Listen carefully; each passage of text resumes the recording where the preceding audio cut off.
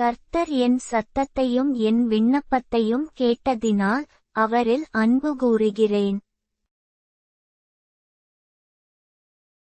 அவர் தமது செவியை எனக்குச் சாய்த்தபடியால் நான் உயிரோடிருக்குமளவும் அவரைத் தொழுது கொள்ளுவேன். மரணக்கட்டுகள் என்னைச் சுற்றிக் கொண்டது, பாதாள இடுக்கண்கள் என்னைப் பிடித்தது, இக்கட்டையும் சஞ்சலத்தையும் அடைந்தேன். அப்பொழுது நான் கர்த்தருடைய நாமத்தை தொழுதுகொண்டு, கர்த்தாவே, என் ஆத்துமாவை விடுவியும் என்று கெஞ்சினேன். கர்த்தர் கிருபையும் நீதியுமுள்ளவர், நம்முடைய தேவன் மனவுருக்கமானவர்.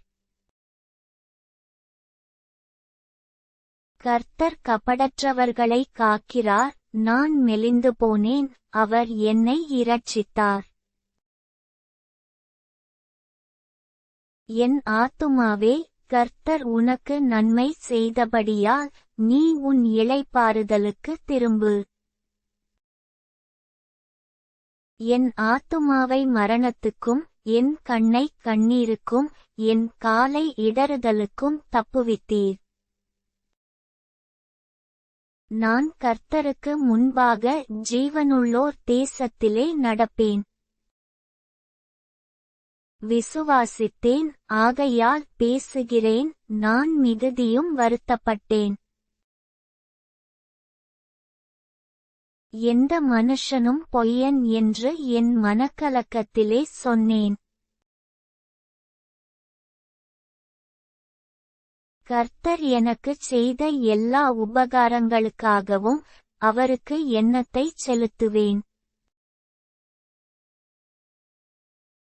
இரட்சிப்பின் பாத்திரத்தை எடுத்துக்கொண்டு கர்த்தருடைய நாமத்தை தொழுது கொள்ளுவேன். நான் கர்த்தருக்குச் செய்த பொருத்தனைகளை அவருடைய ஜனங்களெல்லாருக்கு முன்பாகவும் செலுத்துவேன். கர்த்தருடைய பரிசுத்தவான்களின் மரணம் அவர் பார்வைக்கு அருமையானது. கர்த்தாவே, நான் உமது அடியேன், நான் உமது அடியாளின் புத்திரனும் உமது ஊழியக்காரனுமாயிருக்கிறேன், என் கட்டுகளை அவிழ்த்துவிட்டீர். நான் உமக்கு ஸ்தோத்திரபலியைச் செலுத்தி கர்த்தருடைய நாமத்தை தொழுது கொள்ளுவேன்.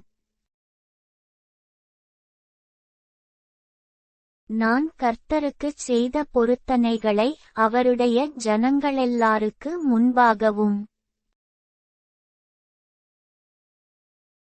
கர்த்தருடைய ஆலயத்தின் பிராகாரங்களிலும் எருசலேமே உன் நடுவிலும் நிறைவேற்றுவேன்.